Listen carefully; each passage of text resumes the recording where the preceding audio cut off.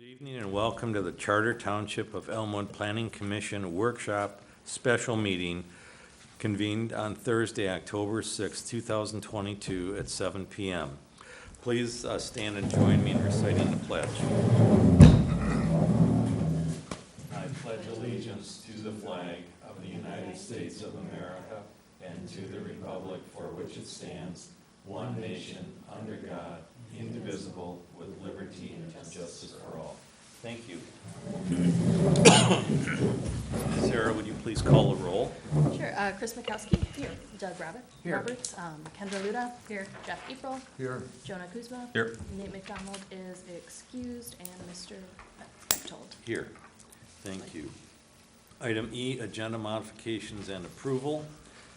Please review the remaining items on the agenda, and if any commissioner feels as though we need to modify or rearrange something, please do that in form of a motion. Otherwise, the chair is looking for a motion for approval. Motion to approve the agenda as printed. Second. We have a motion and support to approve the agenda as presented. Any further discussion? All those in favor signify by saying aye. Aye. Aye. Opposed? Hearing none, the agenda is approved as presented. Item F, declaration of conflict of interest. Please look at the remaining items on the agenda. If any commissioner feels as though they have a conflict with one or more of the items, please say so at this time. With the master plan? Yeah. You don't live Exactly. here. Is that a conflict? No, it's an asset. Hearing no conflict, we'll declare that none exists. And the purpose of tonight's meeting is to begin the review and discussion on the current master plan.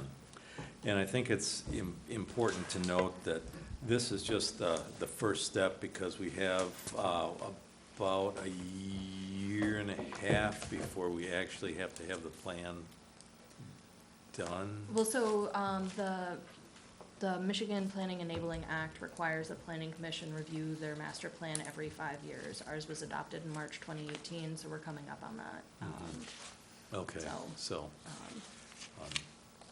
It doesn't necessarily have to be a giant overhaul. It could just be, we review it and we find everything, is the same as it was 5 years ago. Or, we could proceed with just a couple of amendments. Okay. That's, what we're kind of starting discussion on this evening. Okay. So, this process will probably take us several meetings, and I imagine that it will be seeing the master plan as more of an agenda item in our regular meetings. Depends on where this goes, I think. Mm-hmm. So, Sarah, you provided some additional documents for us. Would you like to review them? Oh, sure. So, speaking of the Michigan Planning Enabling Act, I did include a copy of that for you guys, and I highlighted various sections of, the master plan that reference the master plan, specifically preparation and adoption of the master plan that starts on page 6. I didn't highlight all of the relevant sections, and then, when I said at least every 5 years, the commission needs to review, that's on page 10. I also included some data from the Census Bureau regarding housing in Elmwood Township. I also included a couple of fact sheets regarding Michigan as well as the Great Lakes region regarding climate. I also, developed a land cover map from 2019 that was using the USGS, their land cover data, or land cover layer. And then, the two graphs, one, the pie chart, that land cover is percentage based of our, land cover map. And then I also created a chart showing homes built in Elmwood Township, that's based off of land use permits the zoning administrator has issued since 2010.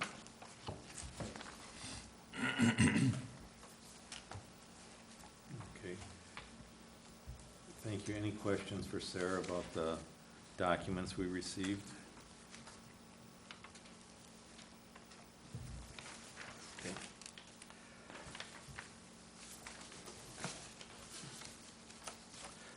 I'm sure I'll have some as the night progresses. Yeah. I know it's a lot of information to just kind of throw Yeah. at you, like, right, I've taken so many classes on GIS, I'm just so slow with it, it's not even funny, but we have a map. Okay, thank you.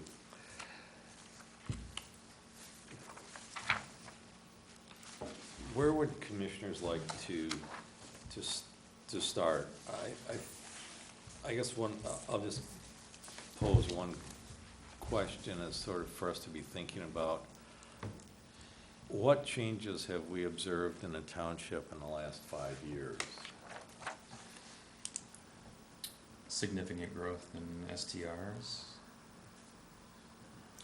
I don't know if that's true necessarily. I mean, I think they. Documented use. There we go. Well, Yeah. that would Yeah. be a true statement. Right. Yeah. That would be globally, I would say too.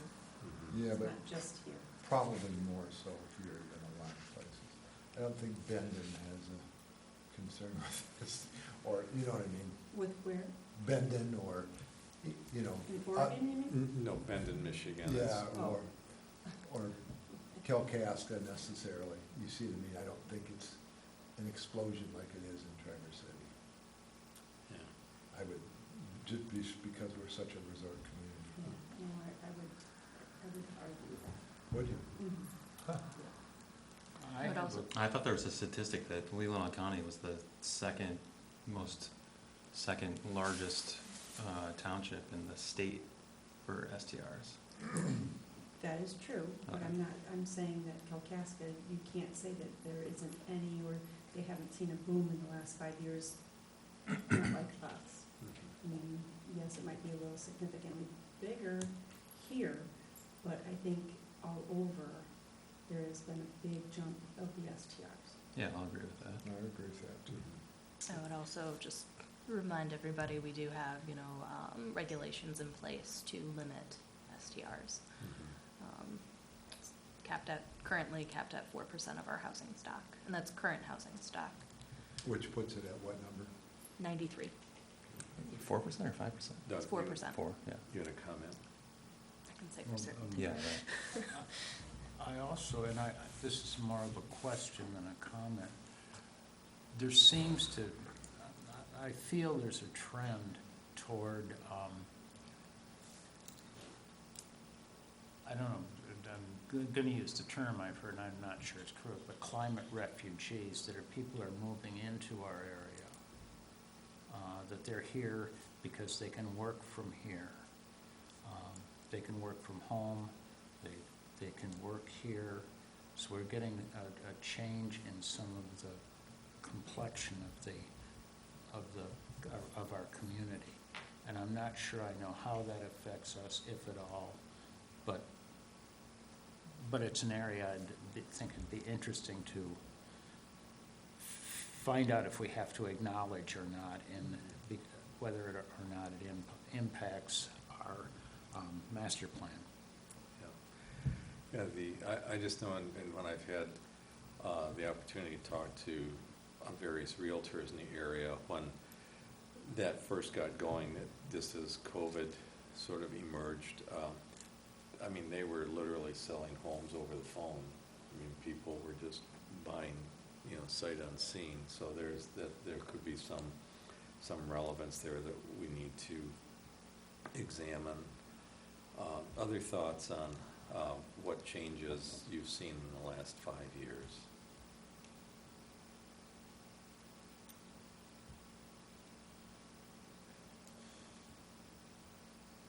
I think a significant one is the small farms or the vegetable farms within Elmwood Township have grown significantly. Reed Johnson has one. We approved one on Lakeview Road.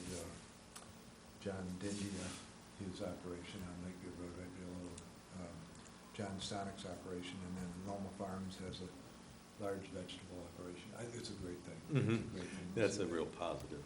See that farming land used that way, so. And I think that's very new within the township. All that farming growth is great. And we really haven't seen an increase in like dairy or beef, No. poultry. Actually, Michigan milk producers, furthest they come up now is Terry Lautner. I think he's the last dairy farm in the county on Blue Guy Road, so. It's not economical for them to come out and get milk. Milk prices are so cheap, and so he's the last one, last survivor. In the county, there's just a couple in Grand Traverse, I think, so.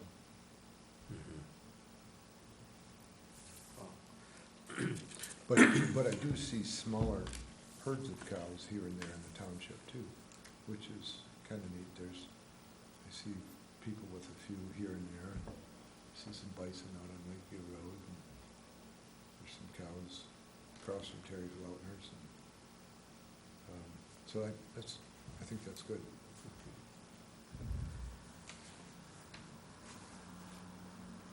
Um, Can I say something? Yes, go ahead. I think the use of the agricultural properties has changed quite a bit too. Not just the small little farms, but the distilleries and wineries and in events, the wedding events, that kind of stuff has changed the dynamic of what agricultural, the solar panels, those kinds of things have all changed. Yeah. Are you saying we're awash in alcohol? They're using agricultural for their hidden purposes, I guess. Added value with ag. Yeah. That's a good point. And I guess one of the things I thought about, in our current master plan, there's a data table that looks at the number of acres that are agricultural or other covers, and it seems not just shy of 75% of our total land area is either ag or forest land, or, I know in the forest land there could be some homes that are scattered there and about, but preserving that legacy, how do you go about doing that? How do you describe that in the master plan? Because our current plan just sort of chunks out the various, zones of our township. We've got the waterfront, we've got the commercial, we have ag, we have high-density residential, but, and we're all concerned with the loss of agricultural land. And I'm glad that Jeff mentioned the vegetable farms have increased because Reed's had his operation, about 8 years now? Probably, I'd say that'd be real close, but Yeah. it's really expanded, super expansion this year. And prior to his, I'm not aware of anybody that really had a commercial production like that, other than, someone who might have had a, pretty big vegetable garden and had a little farm stand at the end of their driveway selling extra tomatoes and zucchinis. But, and then the Loma is sort of a year-round grower. Loma supplies, that's part of the reason that we got the farm club in, is Loma supplies the greens and all the vegetables and stuff for the farm club. Those two are in conjunction. So that's, I think, part of the reason that farm club was allowed is because they were using their farm vegetables to make food, and it was a modified farm stand, basically. When I was reading through the master plan, my take on what the forecast, or if you will, for the agricultural is to allow them to sell big chunks of property for group housing or home sites or Clusters, Cluster cluster housing. developments. Although that's a good thing, but I think that back at that time, possibly, they were looking at the farmers not being able to make a profit and wanting to be able to sell so that they could go to a developer for those cluster type housing or subdivisions or something like that. I'd rather see stuff like the farming, the little, like what you're saying with the reeds or whatever, leaving it more of a 5, 10 or more acreage, Sure. you know, because I think what we're seeing is a trend of, like I said, a different type of agricultural coming in, with the distilleries, the wineries, the solar panels. I would like to see that more of a use, not that we don't need housing in this area, but not to just go crazy with it, you know, that's, I like that people are using a different mindset in order to use the agricultural parcels.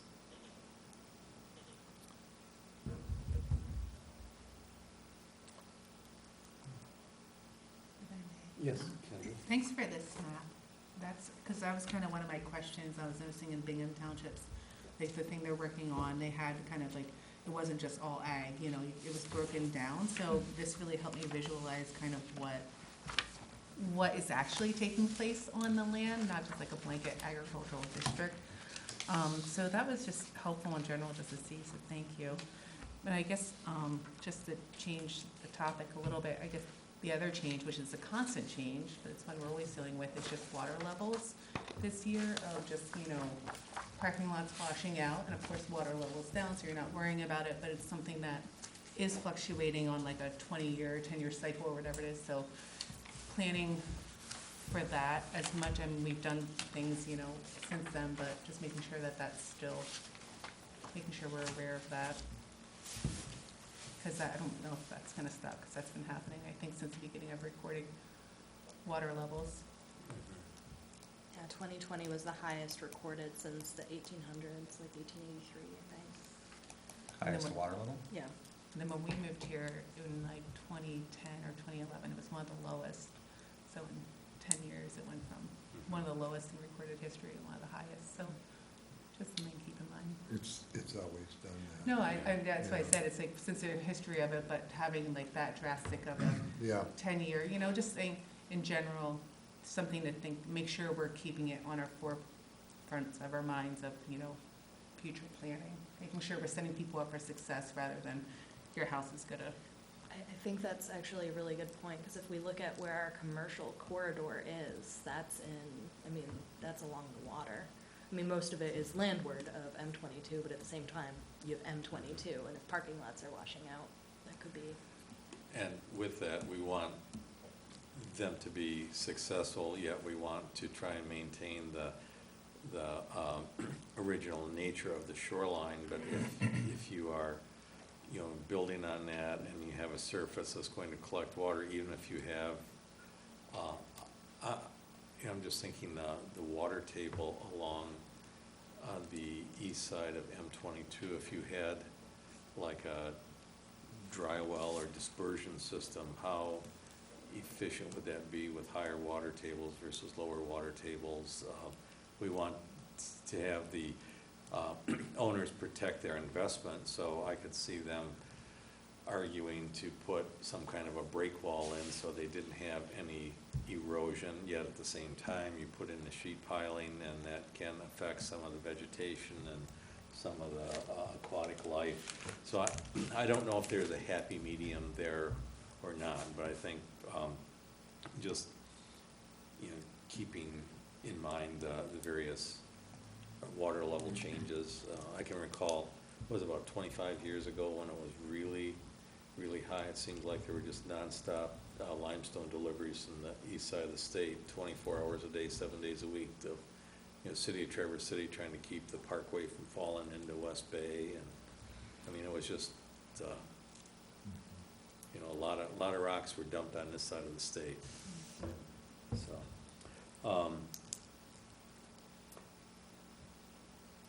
I guess the other thing too, I think we can all agree there's been a significant increase in traffic on M22, and then there's been just living off of Meadowbrook Drive. I know that there's been in the 40-plus years we've lived there, there's been a dramatic increase in the traffic going between Grandview and Cherry Bend, so they're not on M22.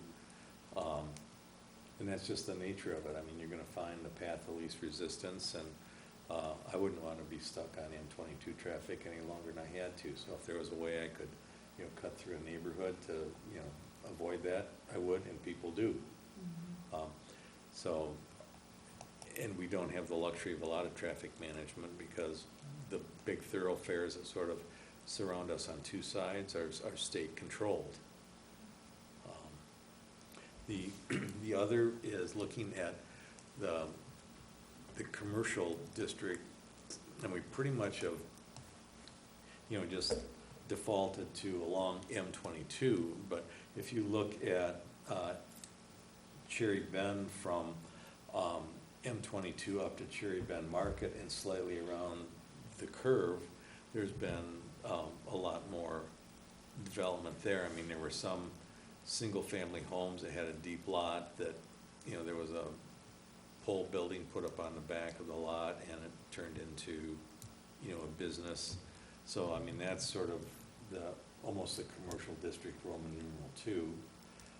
The survey that we did in 2013 talked to people, I think there was a fairly significant percentage of the respondents who said the commercial development should go up M72, but the topography there is kind of difficult, and people kind of go up the hill and go down the hill to get to and from Traverse City. So I don't know how you would address traffic or traffic flow in the master plan, complete streets, or, I mean, we're kind of stuck with what we have, and based on the last traffic study, MDOT was not super reassuring that they had a solution to the gridlock that we sometimes experience. Hopefully the proposed roundabout will smooth that out. We shall see. If I may, Yes. Mr. Chair, I'm kind of going along with that. I feel like I've seen an increase in non-motorized traffic. I think even like e-bikes included, just even on the TART trails and up and down our road. Well, I mean, there's always been a lot, but I feel like there has been an increase. Mhm. I don't know that for sure. I'd have to talk to TART trails to see what they're reading, but just seems like in the summertime especially, it's like super busy, Mhm. where walking's kind of tough. You're weaving in and out. Yeah.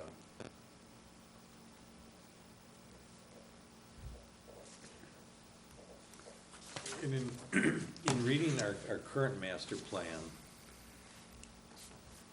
it's informative, and do people, commissioners, feel as though it is inviting enough to really have somebody, if they're just looking at master plans to see where I wanna, locate my family or locate my business or invest in retirement property, is that inviting enough that it would give them a second look if they'd never been to the area before?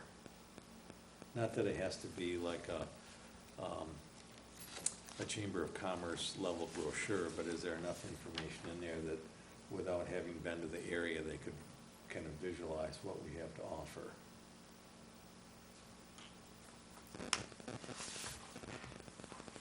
Is that what we want to offer them? Well, no, that's why, I mean, do you want people to move in or no?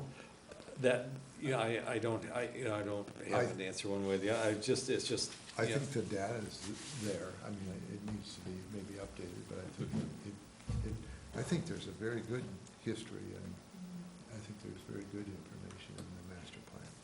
Yeah, I think it represents us well, Okay. but I agree it needs we should just at least bring that up, the narrative up to current. Yep. I would also, again, point out that the survey is from 2013, so that's almost a decade ago. That's when, and it was, from what I gather, there was quite a lot of public input with that survey. And then before that, it was 1998 was the the most recent survey. It might be worth doing another one to see what our community thinks. Do you know when our planner would be available to do that kind of thing? I understood she already has one going on with the Parks and Rec Department. Yeah, I mean, with the kind of questions that we might want to ask, it might be worth having an outside, firm work on that, with the commission. Again, not them coming up with the questions, but, the commission working with them and the planner to develop, a questionnaire that, would help guide us into the next 5 and up to 20 years. Mr. Chair, Yeah. if I may, I was in on a couple of the survey process, and you know as well as I, with any survey, it's all in how the questions are worded, and you can make or even force answers if it's worded improperly. The last couple that we were involved with were basically said the same thing. They didn't really change much. We all look at it as we don't want to be Traverse City. We don't mind being the bed and breakfast area of Traverse City. And those are the basic premises that we know we should be working with, to spend the money on a survey when realistically the information that we are taking in on a daily or weekly basis of people's desires to put a food truck in the area tells us the wants of the people in the area. We have lots of parks that get used sometimes, but most of the time they sit empty. Except for, I would say especially this one. It seems like it doesn't get near enough use. The Bayside Park gets lots of use. So I look at a survey and I think, what are you looking to trying to achieve out of your survey? And if we already know where we're going or know what we want, I'm not of the belief that it's worth spending the money just yet, maybe in another 5 years, to do a survey. We have the TART trail that goes right through our community. People come through the door, and if they ask questions, those are the kind of things that we should kind of always keep in mind and have in a hanging file, that maybe we need to change something. And we do, like I say, the food truck was an issue for a while. And then the mother-in-law house was a big thing for a long time. That was a big thing. And the truth be known, it wasn't really that people were looking for the mother-in-law house. They were looking for a second income and a short-term rental. So I'm really glad that, we had the foresight to not allow that to take place. So I'm not sure what you're going to get from a survey, and I'm not sure that it's really wise use of the township's money at this point. That's my opinion. Yeah, I understand that position. I guess another way that I looked at it is to give the community as a whole an opportunity to have some input, so there's maybe some more, I can't think of the word I want, so I'm going to substitute the word I'm looking for with credibility. Not that the plan isn't credible now, but I guess if the community has a chance for input, they feel, okay, I was looking for the Community term buy-in. ownership, buy-in or Yeah. ownership. And I guess if we elected to not do a survey at this time, I would really like to have the commission consider having a series of charrettes or open houses, or just an opportunity for people to come in and look at some of the the key areas in our master plan and comment one way or the other. Now, their comments may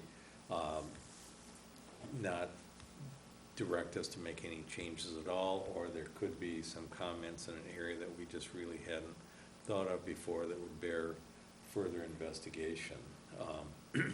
Where the surveys are typically a lot more structured to them, where I'll use the term open house. That's people come in and say, give me your thoughts on this particular part, or what do you think of our master plan, or what would you like to see the township have that it currently doesn't have, or just make it as informal and hopefully elicit some really genuine responses from people that we could then take and analyze and see if we have if we have a fit for it, or if we have to add an amendment to one of our sections, or totally rewrite one of the sections. I think community input's incredibly important. That's something that I feel, being in this position, that I wish more people showed up and told us what they thought on a regular basis. And I love the idea of like the community input sessions, but I'm just trying to make it where as many people as possible can participate. And people have transportation issues, people have mobility issues where maybe they can't come. Mm-hmm. And so just with an option of a survey to be able to reach people where they are, just to make sure that we are doing our best, and maybe we won't get a ton, but at least we're doing our best we can to be able to get the input. Because I'm not an expert in any of this. I'm just a citizen here trying to do the best I can to help guide where I think everyone else wants everything to go, but I don't know. Things have changed in 10 years, and a lot of people have moved in that are different than they were, and a lot of people have stayed, but even just from the population, demographics, things are changing, and so. Yeah, I think the last time the planning commission sponsored like an open house, it was when there was a proposal to put like a gas station, convenience store, RV parking lot, picnic area. Am I leaving anything out, Jeff? Up at the corner of Bugai and 72. And we set it up so we had an open house from like 8:30 to like 10:30, and then 1 to 3, and then 7 to 9. So we could, if there was a mom who had to get the children to school, there was once everybody's dropped off, if they wanted to come, they could swing by. And we had, we weren't.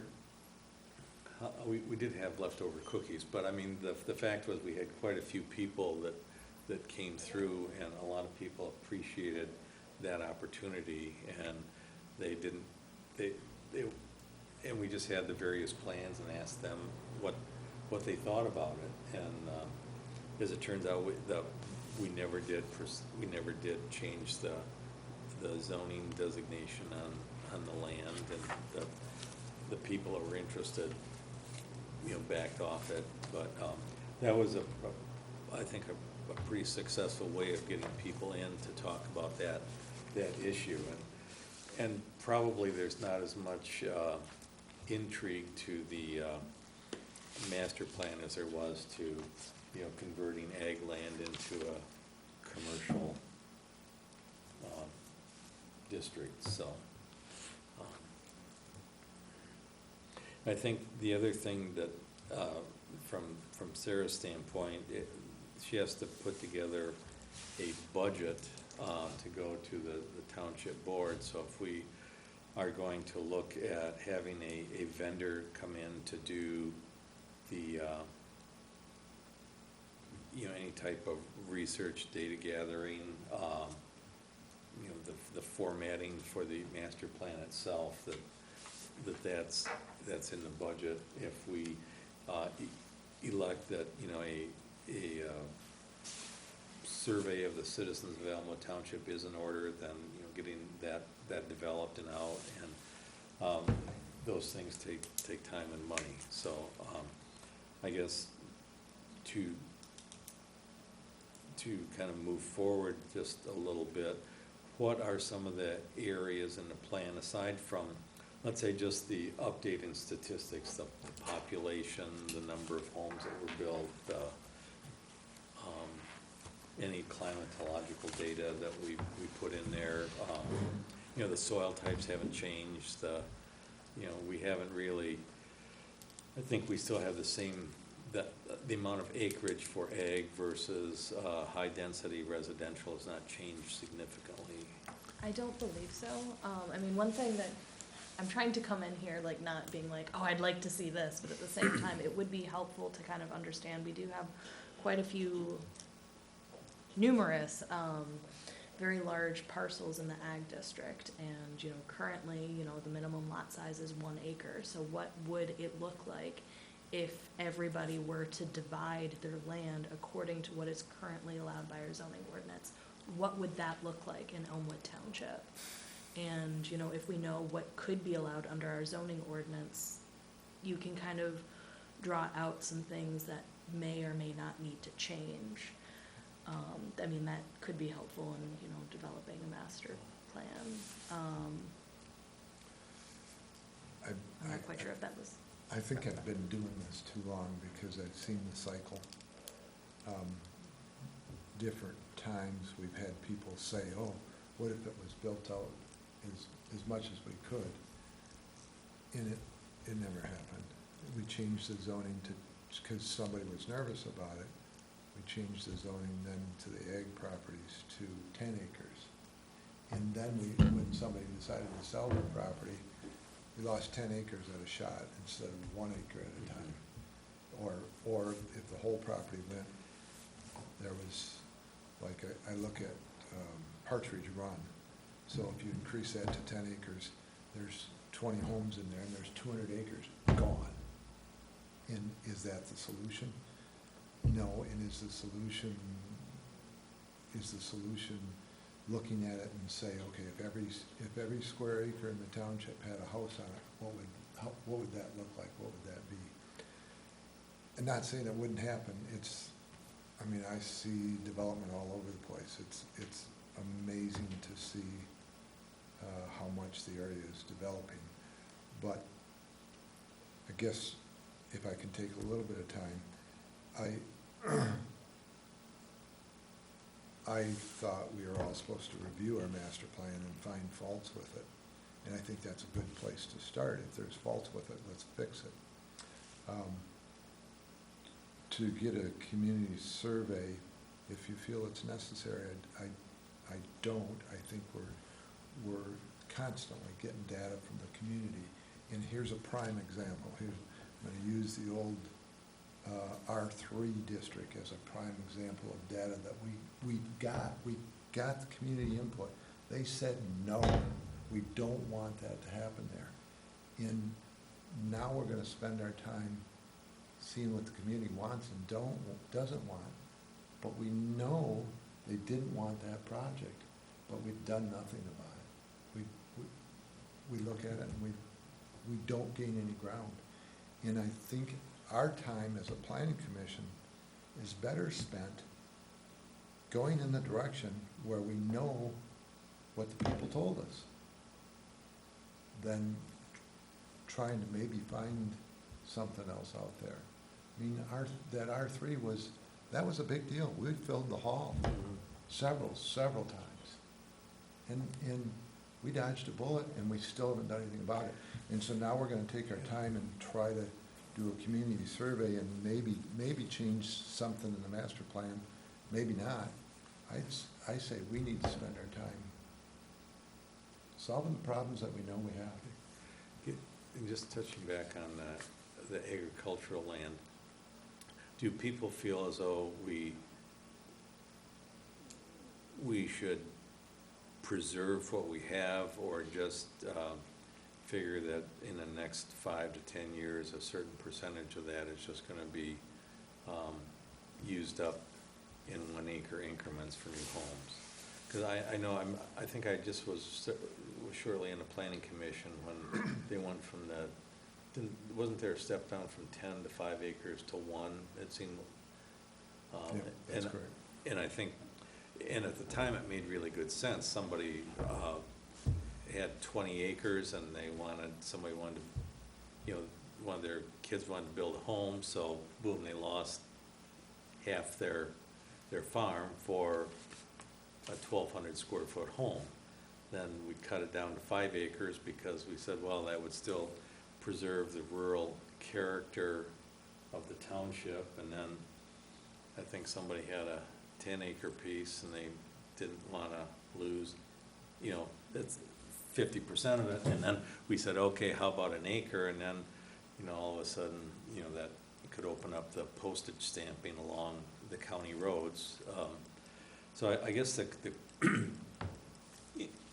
do we feel as though the master plan sufficiently represents what our vision is for the ag district, for the various districts? And I would counter that's, the master plan isn't really what addresses that. If you're looking at regulation within the districts, you gotta look at your zoning ordinance. The master plan is just a broad, general statement of what we're looking for, and we're looking to be the bedroom community of Traverse City. And that's well stated, but as far as, I mean, I'd love to see more ag in, you know, personally, the ag where the solar panels has gone with some of the best ag in the township. And that was sad to see that go in my opinion. That's, you might as well have zoned it commercial because it's not ag anymore.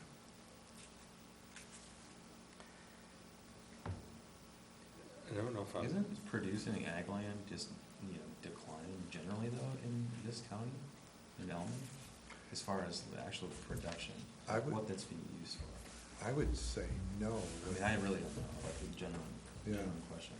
I would say no, and I think the township's done a fairly good job of trying to support ag. You know, we've done wonders trying to allow farm markets and that kind of stuff to take place. And I think that's how you preserve ag. You make it so it's profitable. Whatever it takes for the farmer to be profitable.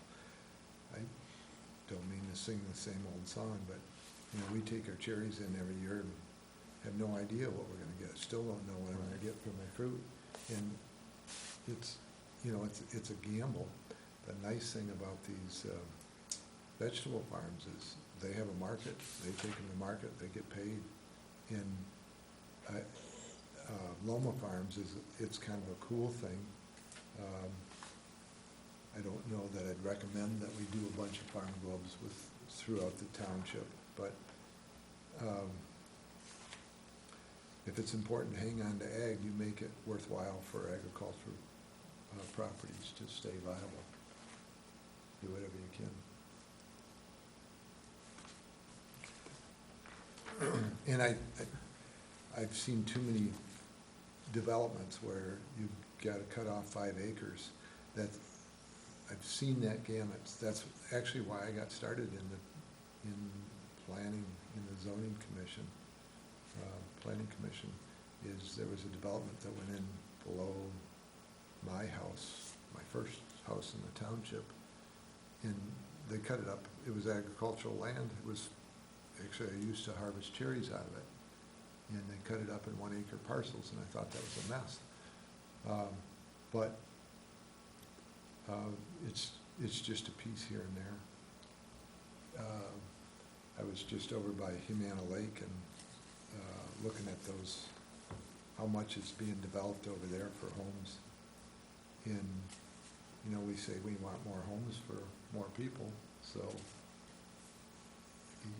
where else are you gonna put them? So either you delineate between production ag and non-production ag, and you let the homes go in the non-production ag. You know, I don't know, you know, I don't know what the answer is. Right, and that's kind of what I was getting at, is like, you know, not, because I think, you know, ag land is important also. It's not like you can put it back, right? Mm-hmm. So it's like, you gotta be careful with what you eliminate, but it's, you know, how do you find that happy medium between, you know, an area or any area that wants to develop a little bit or have, increased housing stock versus, unproductive land, Mm-hmm. or just non-productive land, not unproductive land. but- Right. Jeff, made a good point about the panels, but what I think is more sad is what's going in across the street. Oh, yeah. What's that? The big housing development Oh. right across Yeah. the street, some of the panels. I would rather see the panels Yeah, and then have that pull out right. and have somebody else put a farm in because Yeah. it's still ag. That's all zoned, that's all Long Lake Township, and it's all zoned multifamily Mhm. residential. Right, but And- it, And but that's, a- that could that- happen. that's a zoning mistake, in my opinion. Long Lake should have never, there's quite a hunk of property that's multifamily residential in that area. And it's a mistake. They shouldn't have, they should have But tried. that's what we're Yeah. trying to avoid. I know in some states, they, you'll look at the land use and they have like, they'll have, in their ag district, they'll have farmland and then farmland preservation. And the preserved farmlands would be sort of the producing ones where it's got good soil and and where the other ag land might be, pretty well, farmed out. The soil was never amended to be good. I mean, it maintains the integrity of their ag land. The dilemma is, if I own 100 acres that's in farmland preservation and I want to sell it, I've got to find another person who wants to farm to sell it to. I couldn't sell it to, Ajax Development, have them put 25 townhomes there.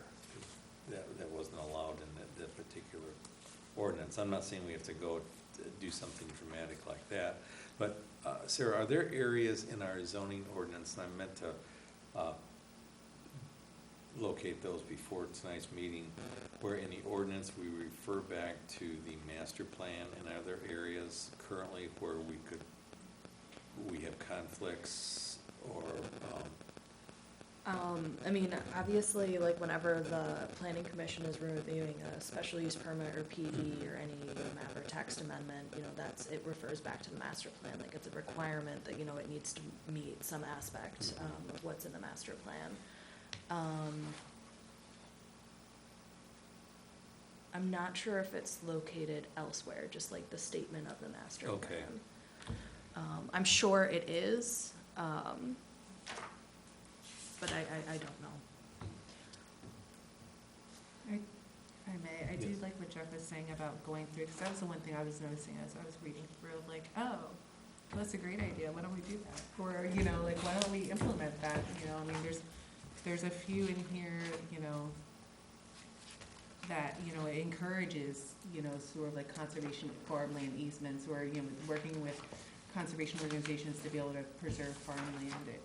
All those things, it talks about, not building on slopes. It talks about traffic studies required if there's more than 100 homes being proposed, but those things aren't in the zoning ordinance as necessary requirements, and so it's something that is suggested in the master plan.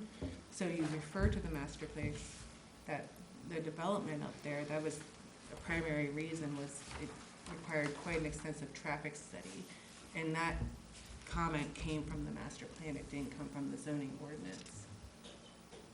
So, I mean, I do agree with that, like, as far as checking the things off that are good in here that we haven't looked at yet or haven't moved on yet. I also really like as far as additions to it, Bingham Township did a cool thing, I thought, where they looked at all the surrounding townships and kind of had like a summary of their zoning and what they allow in, like a quick, like table of in each district what's allowed, and just like on the abutting edges, so you kind of just see exactly what neighboring townships are doing directly right beside what ours is, so we can kind of adjust if needed, based on that. For instance, the Long Lake Township one being like, oh, we don't want that, so let's make sure we don't do that, right there, because we don't want to increase that sprawl right there for the high density or anything like that. So I thought that was kind of a cool feature of theirs that they were working on. It might be helpful for just future planning.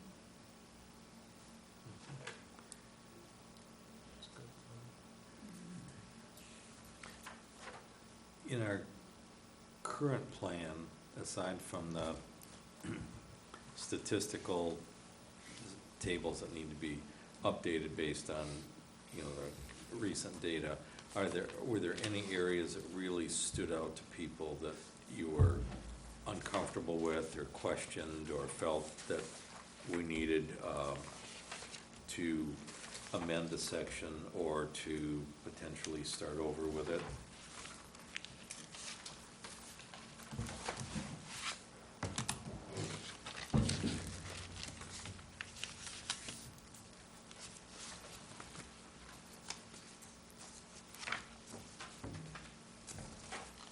If I may, Rick, I like the idea you had of going a little, not that we want to drill in like crazy, because we don't want this to be so specific that it restricts so much, because it really is just a guideline. But having, you know, because it really just is separated into like ag and, you know, residential, and maybe being, because I feel like just some of it, it can be, you can read any line and it can almost go for or against anything that we're talking about. I've used that in different circumstances where I'm like, oh, I could totally argue for this thing with that or against it with that. So is that being helpful if it's so vague that it's not really guiding? Like, and I don't have a specific one pointed out at this moment, but not sure if maybe breaking out the kind of zoning areas a little bit more would help, or, because it is, ag's very broad, that includes all the woodlands, that includes everything, so if there are more specific, like in the actual, you know, the ag land that is is producing things, like this is, we don't want anything happening here, or, you know, just being very specific about it in the master plan, so. Okay. We could, you know, in the future, maybe take a couple of sections and just spend some time reviewing those, and if there are concerns or questions, address those. I just happen to think of this on page 41 of our plan under Grelickville service area. Looking at the map, well, I think the Grelickville service area was either the yellow and the red, or the red and the yellow. And I'm thinking back to the Hill property when we were addressing that. You know, the Grelickville service area kind of cuts into a chunk of that rather than following like an established road. You know, I'm thinking if Property line, yeah. Yeah, I'm thinking if, you know, on the east side of Briar Drive, if that was the Grelickville service area and the west side was just residential. I just use that as an example. Do we need to do a better job of describing that? Because we had, you know, it was kind of a conflict, because part of it was in the Grelickville service area, and it would support the use of the quasi-commercial use that the property's been kind of being used for, but then, you know, on the same parcel, it wasn't Grelickville service area and would lend itself to, then how, and I know that there's, you know, the divide has to come someplace, but it almost would seem, if we were going to do that, come up with a more defined boundary of that, so in looking at the map, there was no mistaking that, you know, I could, you know, have my hair salon on this side of the road, but I couldn't have it on this side of the road, kind of a thing. Yeah, the county, I mean, I'll have those documents for you at your next meeting, but the county has reviewed the Map Hill amendment request, and that was something that they noted, like that area is becoming very highly developed commercially, so why isn't more of this area zoned or planned for more commercial development? They didn't, yeah, I mean, different words, but they said something kind of along those lines. That we should expand our commercial development, basically? Not necessarily that, just it's just, since the master plan was done, there has been more commercial development that has occurred. There have been changes, so the township might want to look at their master plan. Sarah, it's always been, well, actually, this, Rick, maybe this will help you. I pulled that out from the Michigan Planning News. the master plan shouldn't be distinct. It should be just a guideline, just as it is. The zoning ordinance defines it, but this is just a plan that we do residential here and we do commercial here, and not be specific to a parcel. That's what the zoning ordinance does. Mhm. And so to try to redraw these lines jagged instead of rounded like they are, that's more of what the zoning ordinance, this is just a guideline. This is kind of what we see for these areas. And so, in my opinion, my years of doing this, I don't think you should. I mean, you might look at it, like Sarah said, expanding some commercial somewhere or whatever. Maybe that red area isn't big enough. Maybe you want to expand it somewhere else. But you shouldn't necessarily do it by a property line, because it's Yeah, just an area. I was just, thinking of more, I guess, of not necessarily splitting a parcel with it, so, but, no, I agree that would be in the zoning ordinance. And Well, I know you use that issue or that one on Grandview, but you could call the same thing out on this 40-acre piece out here that has some ag and some residential. Mhm. And so, are you gonna follow the property line on that 40? And you see what I mean? So, how do you, it's again, a general idea that this area is gonna be residential and this area is gonna be agricultural. And maybe a parcel is 40 acres out there, and some of it does lend itself to agriculture, but some of it's too hilly for that, and so it should be residential.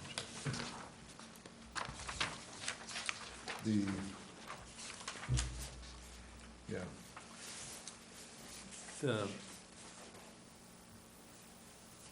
I know in our current plan, we don't really mention like private marinas on, and I know that would be like, in a zoning ordinance, but is that something that, we've had the old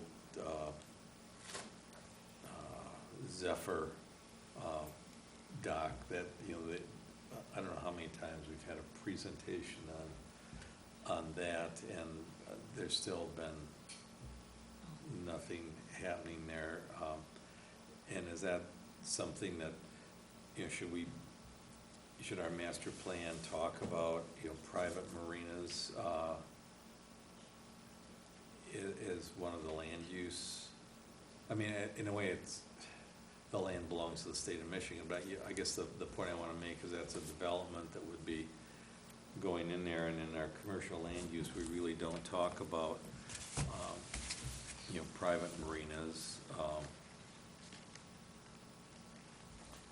And maybe that's something that would just be better left in the ordinance, but, I guess I'm open for suggestions on like, some next steps. Do we want to, at our regular meetings, have an agenda item where we look at a particular, review a particular part of the master plan, or is there another process that people feel would be more beneficial?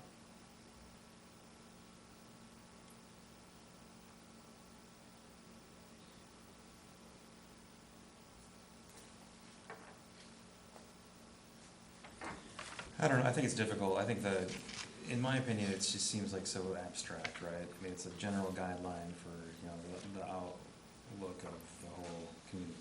And I don't think, I don't think changing little parts here or there is really gonna change much grossly, right? But I'm looking at, do you guys all get this?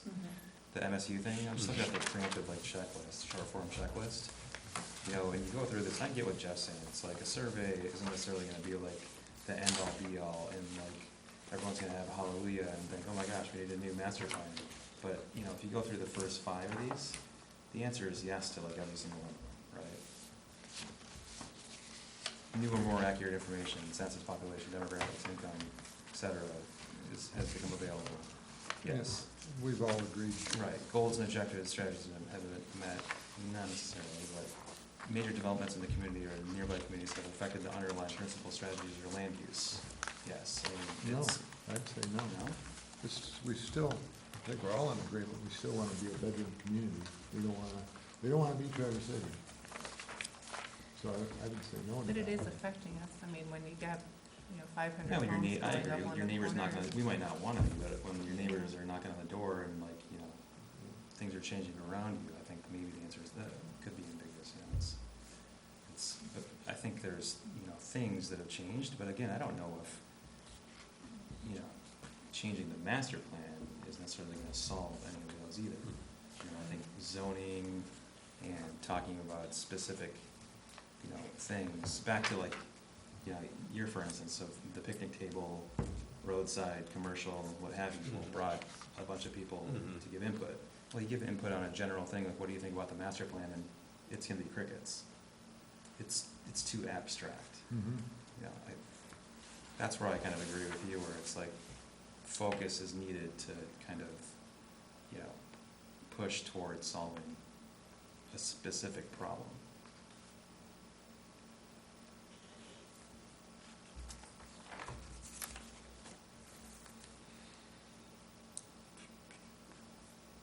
Other thoughts on master plan?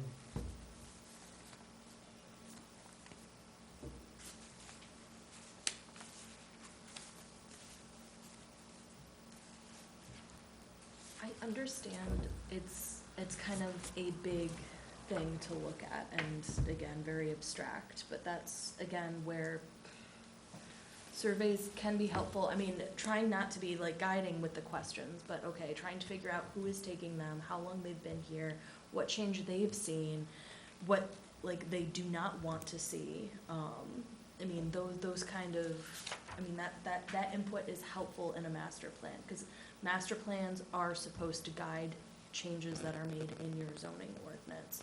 So if you have a lot of people being like, oh, I'm a teenager, I'm in school, I'd love to stay here, but I can't find, work. Okay, is that something that the township wants to start looking at, like trying to find places for people to, live and work in the community? And that's a very general statement, but I don't know, are you trying to? No, Yeah. I guess maybe I didn't state it eloquently, but a survey, I think in my opinion, might be a good starting point. And I think I asked you last time about, what would be earmarked toward this for an outside consultant to, help piece this together. And I think you said 20 to 30, but for like the whole kit and caboodle kind of thing. But a Yes. survey, I would imagine, would be significantly cheaper. Mhm. Would address, maybe things we don't necessarily have on our radar. Or it could even help us, formulate some things that we think are important, not that we can't do that ourselves, but, it is something to, I guess, throw out to the community to see if we do get some input that might be helpful. Rick, were you here for the last survey? Mm-hmm. Do you remember how that went? We paid somebody to do the survey. Right, we went through, I Was it think, regarding the Northwest Michigan Council of Governments, and then there was a research at NMC that was on the real scientific survey that we did. And then we paid them to interpret it and Right. and give us statistics and different methods. Yes, And even that came up vague. Did you guys have like specific input in it and stuff like that? Like, I'm glad I just happen to have a did copy. they consult you first, like to help develop Survey. stuff, or was it just kind of like, okay, go and? No, we were definitely part of the development of the questions. Right, And actually, it might be good to go through some of the questions in the survey. yeah, But the output didn't Do you reflect remember- kind of what you had talked about? Do you remember how many, we sent it out to right. everybody in the township? How many replies? did we have? Let me.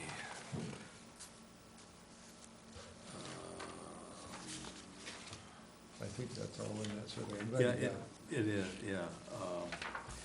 Seems like it was, even though we sent it to everybody in the township, we got, it was like 200 revised maybe. It's like 10%, not even. It's pretty poor. Okay, I think this is sort of the summary, and I think I have like somewhere, I've got a file in my office at home that's about like that with the, So our master plan, so page 21 and 22 do address that. So the survey that was done in 1996 had a response rate of 40%, so we got 715 responses back. In 2018, we got 500. So it wasn't, I mean, it was over 30%, which, I mean, it's not everybody, but, I mean, again, we're discussing our master plan and we have nobody present, Right. so.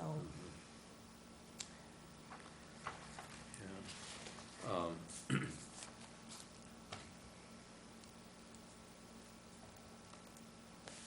Yeah, I like the idea if we would decide to go with a consultant to really kind of pick what we'd want the consultant to do and not have it just be like blanket, do all of it. You know, I agree with Jeff, like I think we should all, we're gonna be part of the process and, I mean, and there's plenty of local people that do this as their But- jobs, you know, experts in it, so I'm not saying, because even just some of the questions and like, I referred the Bingham Township one just because they're neighbors, and so I kind of just looked at that because they're in the process. And some of the questions were like, it was cool information to see, you know, like, oh, wow, like, that'd be neat to know about art. And maybe it's just for my, I don't know how much we'll use it, but I mean, if we're talking about, you know, kind of how far people travel for work and like what that looks like, that is kind of important information for how we're structuring, you know, the community, you know, and then maybe input to the road commission of like, hey, here's why we need this, or whatever, you know, just to be able to have some sort of data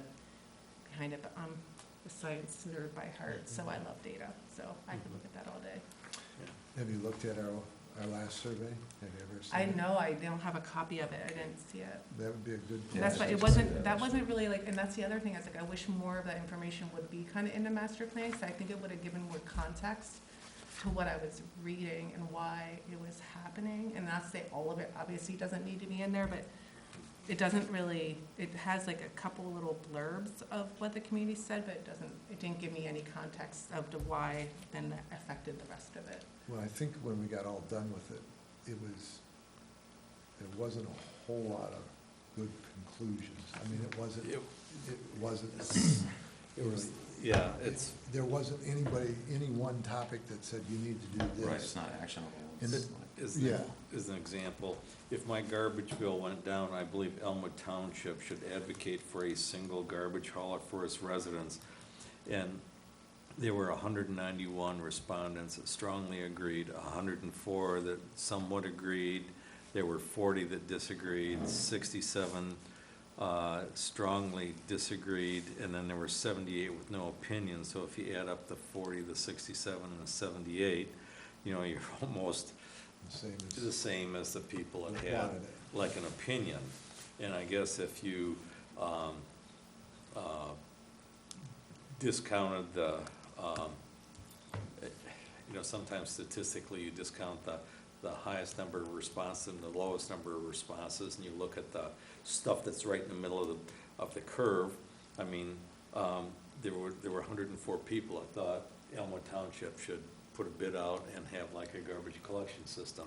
And I don't think that, there was no traction for that whatsoever. It never, I know in our neighborhood, we got together years ago and probably 80% of us have the same hauler, so we didn't have 3 different companies on 3 different days of the week having trucks rumbling through the neighborhood. So, I mean, this was a good attitudinal survey, and I think too, when it mentioned about short-term rentals, everybody said, yeah, it's not a bad idea, but then nobody,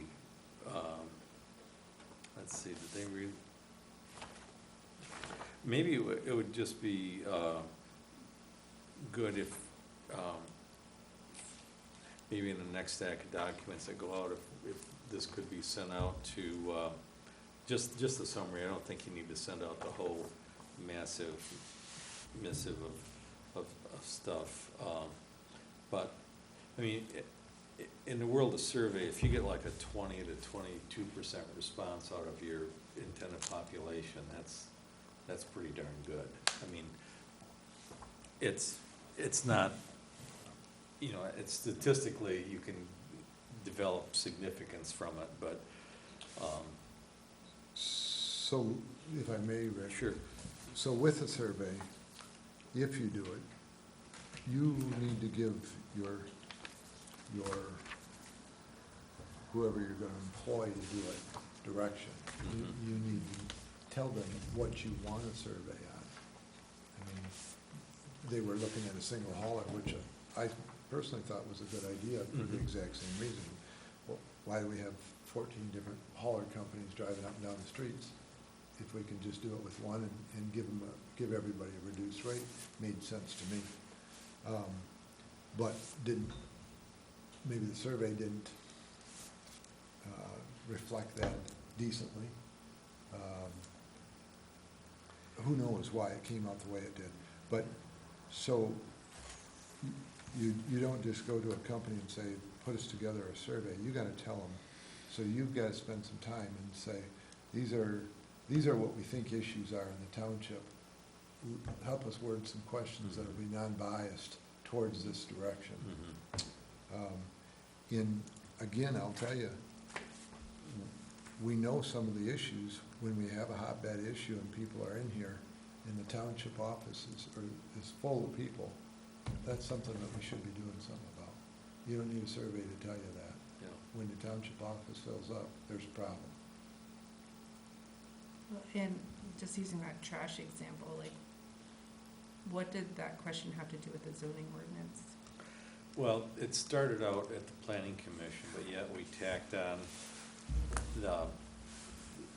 the board at that time wanted to really get their money's worth, so there were a lot of questions that were, the first iteration of the survey was pretty germane to planning and zoning.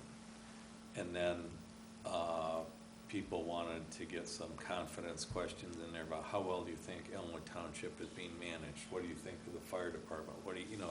So Parks and Rec had a chunk in there, so pretty much it got a little diluted and, Well, not necessarily. no, I mean, but we still got lots of good information from it, but from the first edition of strictly planning and zoning, there were probably, 4 to 5 questions that were added in. I think the worst thing about it is we spent a lot of money, and if you read through it, there's not any strong conclusions, It didn't say, we need a McDonald's or whatever, there Right. was nothing saying you need to do this, not like when you fill the township hall. Yeah. And there was like a real range of responses, so it's not like, do you think we need, should the township contract for trash removal, yes or no? If yes, why? Boom, boom, boom, if no, why? And there you have it, you've got. And they don't understand the background, even you guys don't understand the background, whatever, is it 13 years later, whatever the background was, you're trying to keep traffic down on the streets, keep the garbage trucks out of the streets. Long Lake Township had the single hauler program, and so they just have one garbage truck running up and down the streets. And they gave them a reduced rate for it. They get a better price with just the one hauler, because they can stop at every house and pick up the garbage. Then, like in our neighborhood, when we see new people move in, we say, here's the name of our trash hauler, here's the number, but then they call different companies, and then they say, oh, you live there, tell you what, I'll match that. So, we still have trucks coming through, like our trash day is Tuesday, for instance, and we still have trucks coming through on Thursdays and Fridays. So that was where it started, Yeah. is we were trying to get less traffic in Growickville, less big truck traffic. And so that, to me, is planning. That's truly planning. But, so, I think what I've heard, I think in our current master plan, we've got some good structure to it that may need just a little updating. And I guess that Sarah has mentioned to us before that, you know, she has a lot going on in her office. So, is there, since this is a planning meeting, we really can't, you know, take a vote to do something other than to move something to one of our regularly scheduled meetings. But what is there anyone who has any strong opinions one way or the other about looking at an outside vendor to assist with the review and updating of the plan?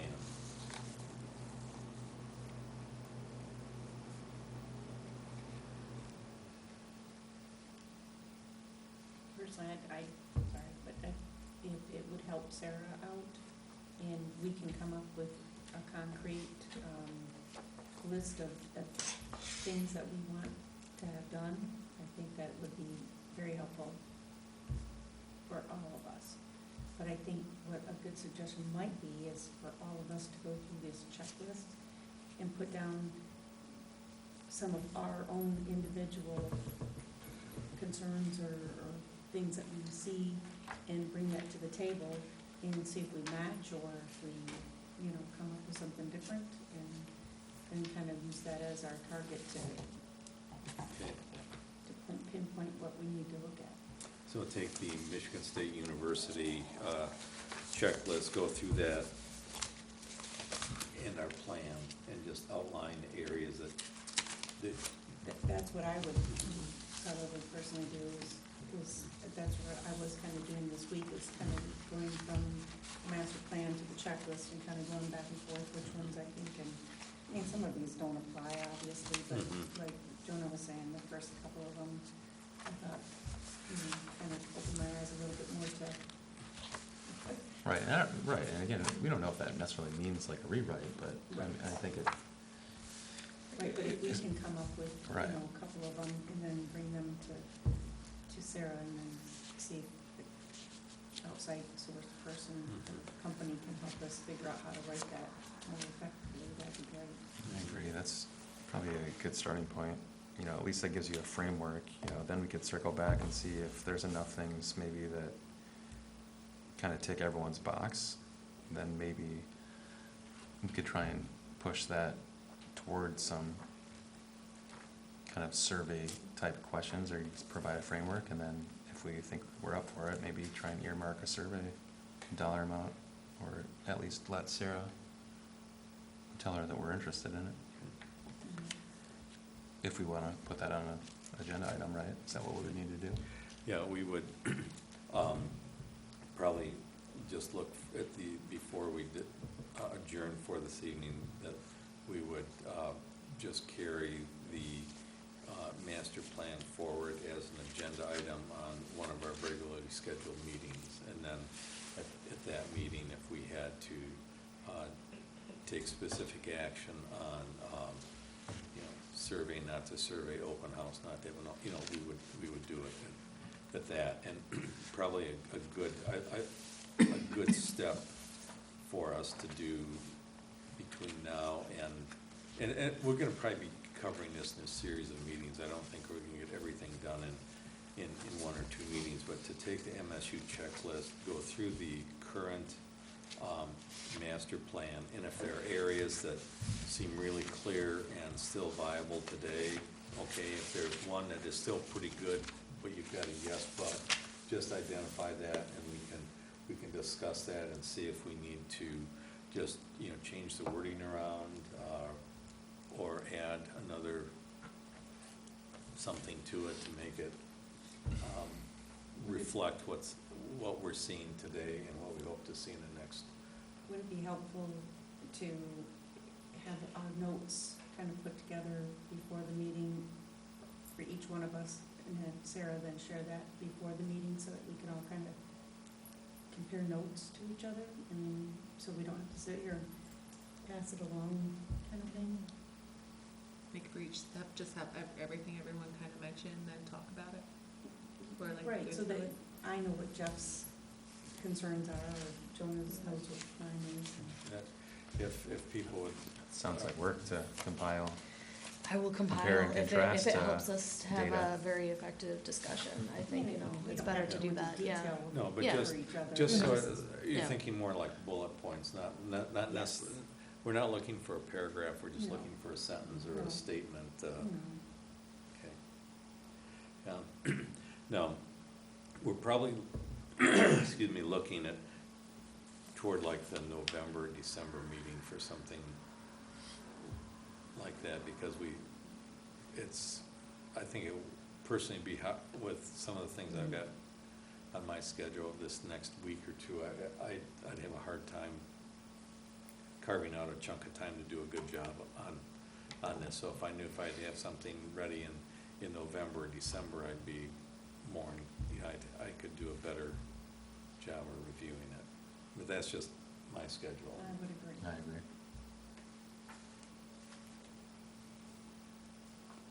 So is that something that commissioners would be comfortable doing? Mhm. Okay. What, Well, we won't be able to budget for anything then, because that would be very tight. But, yeah, I mean, I don't, I would hate to just throw out a number Yeah. to fill up a line on a budget and Right. either not need it or wish we would have doubled it.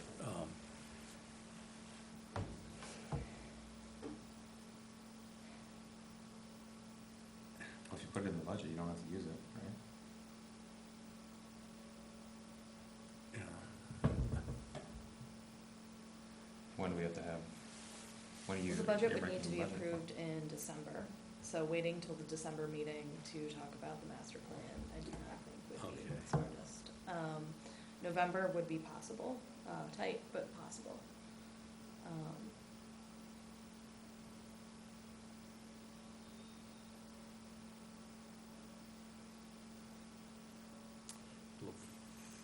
Why don't we consider the December, or I'm sorry, the November regularly scheduled meeting? I won't be able to make that meeting, but if we can get the notes in, like you said, I think that would be awesome. Somebody voting. Ballot box? Yeah, well, just. And, At least if we compiled our notes, possibly at the November meeting, we can come to a consensus that, yes, this needs to be rewritten, this is going to be a lot more work. We can go ahead and see about getting an outside source company to help us rewrite this. If we don't have a lot, and we just have a few things, then maybe we can just say, you know what, maybe we don't need to really do much work. Right, I agree, and that there's a lot of overlap, and it seems like all the things that, we keep bringing up can be solved from the zoning type ordinance stuff. and I that's. think that will kind of, right, And that's right the ship. another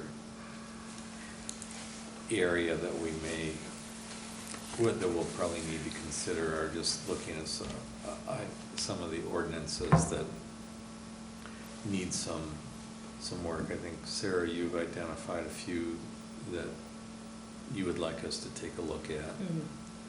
And I think, in keeping with, Jeff's comments, the master plan is sort of the vision, and the ordinances are how that vision, comes into being. So, yeah. And I thought that maybe there might have been somebody here from the community for the master plan, but it's, I guess, in the past, when we've had like an issue, that's what brings the people out, so. How many people did you tell them we're gonna have a meeting about the master plan? I mentioned it to a couple of people, I just, bad news spreads a lot faster than good news or neutral news. So, any other concerns or questions on our process before we move on? Well, I guess, sorry, this Good. kind of feeds into meeting dates. As of now, we have an extremely light October meeting, like regular meeting, just food trucks at this point in time. I missed the publication date for the CIP public hearing, so that'll be in November. So, again, right now, we just have food trucks on the agenda. So would the planning commission want to, push back our October meeting to give you more time so we can have discussion on the master plan in October? I'm just trying to think of like having an effective meeting schedule, because again, if we're only gonna be meeting for one thing, I don't wanna waste your.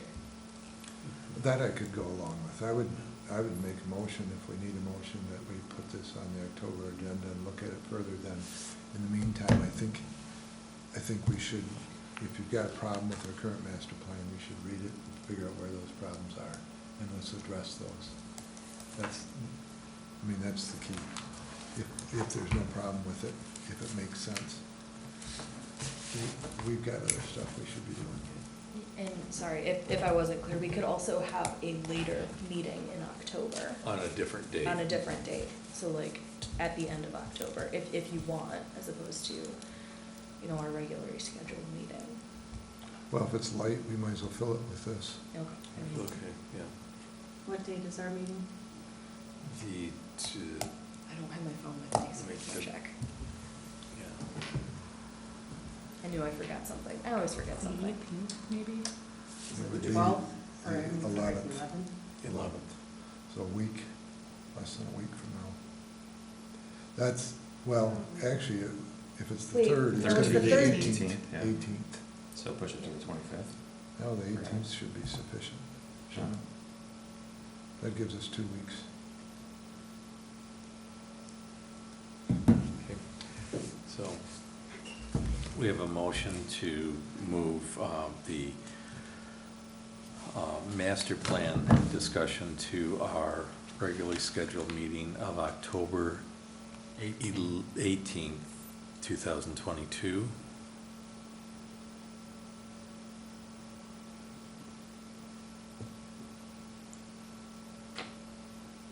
We need a support for that, is that what we're, Yep. sorry, No support. support We that. have support. Any further We don't discussion? need to talk about it. Yeah. Any further discussion? All those in favor signify by saying aye. All right. Aye. Opposed? Hearing none, the motion to move the master plan as an agenda item to our regularly scheduled meeting of October 11th, 2020.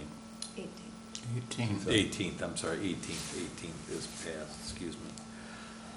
And, I mean, if that's, I hope that will be a sufficient time for folks. If not, like, again, I mean, we can continue it to November, but Sure. if it's going to be such a late agenda.